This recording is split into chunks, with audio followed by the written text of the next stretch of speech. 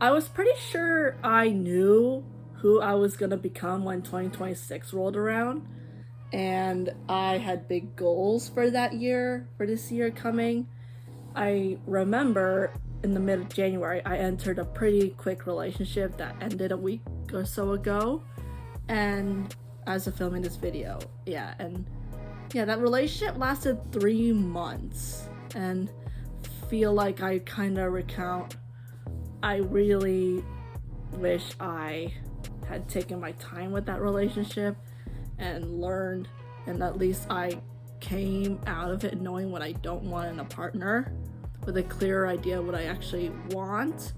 And I also remember like jokingly manifesting a academic weapon semester, because if you don't know, I'm in grad school for art education, and when I did art education for grad school, I got in about a year ago as of recording this video, and it was a weight off my shoulders. And then I started doing the work, especially this past semester. It was pretty rough, not gonna lie. Like, I had thoughts about wanting to give up and drop out because I just didn't feel like I was worthy to be there. And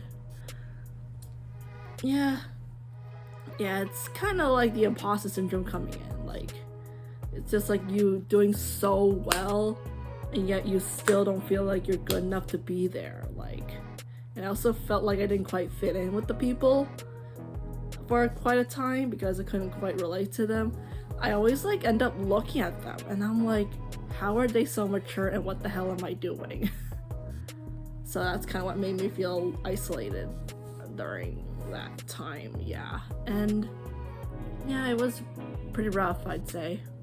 And let's not forget, I was like really burnt out for a good chunk of that semester. I personally was doing a lot. Like, I had an artist residency program where I would commute from my house to the residency location every week, twice a week, for like 15 weeks, and it was fun. I really liked working with those neurodivergent adults that I was teaching, and I learned a lot, and it was very much a highlight of the past couple months because I really enjoyed getting to know the people that I was working with, the people I was working with, like the staff members of that day program. They were really nice, and it was a really fun time. And it concluded with an art show in April, which was almost 2 months ago as of recording this. So I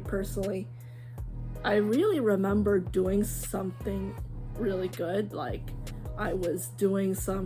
they asked me to present some of my art, so I came in with some of my art stuff, talked about it, gave a little spiel about it. I had a lot of fun with it. It was a fun time.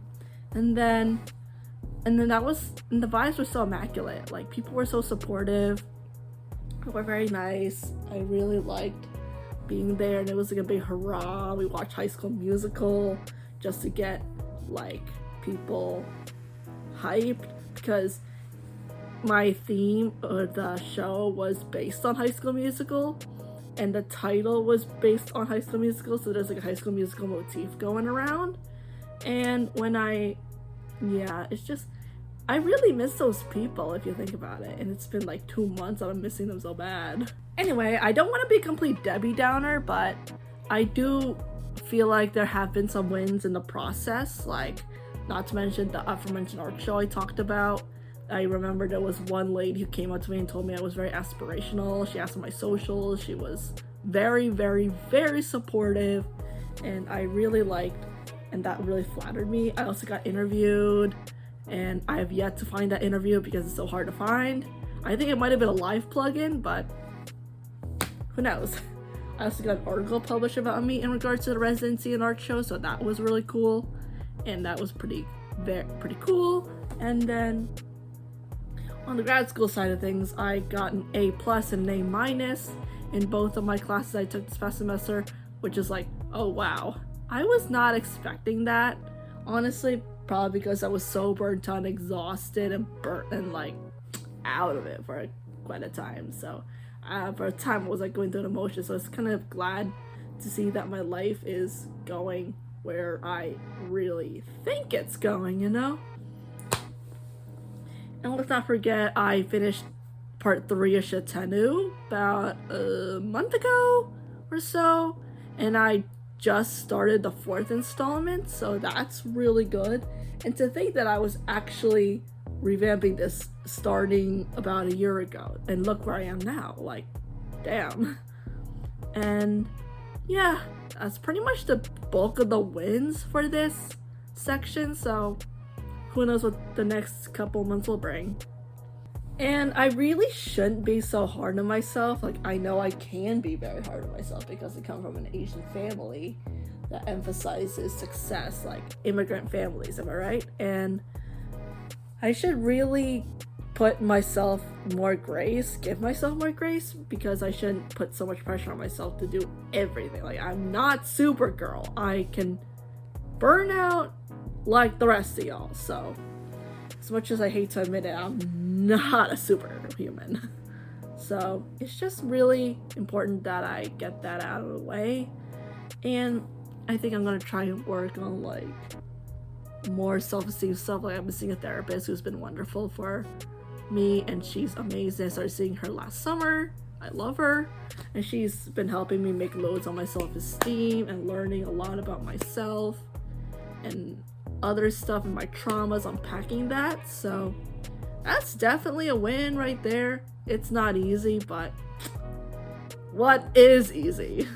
And as a neurodivergent adult woman, I always felt very behind my peers because we kind of mature. I mean, as for me, I kind of am going through life differently than my peers, and then there's also some stuff there that kind of has to do with, like, my maturity level. And I feel like going through grad school has helped me learn a lot about what kind of teacher I want to be, because teachers are the backbone of society. They basically are responsible for like educating the next generation, and they really should be paid more.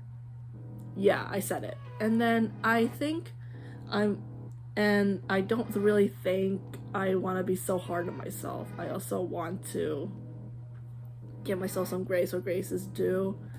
And yeah, and I don't want to feel like I want to compare myself to my peers, because maybe they're struggling with something that I have no idea about. So also giving grace. So I don't want to struggle.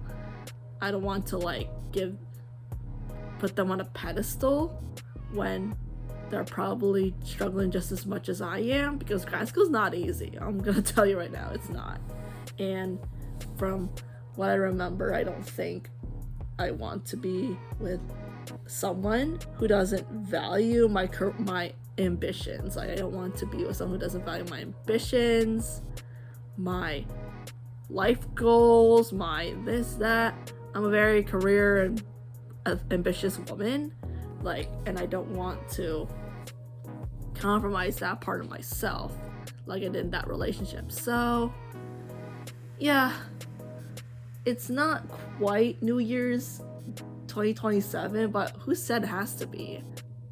Yeah, it's literally, I can just do this whenever I want, and this is like a checkpoint period. So yeah, that's all, guys. I know it's kind of serious, but I just want to talk about it and update you guys. So yeah.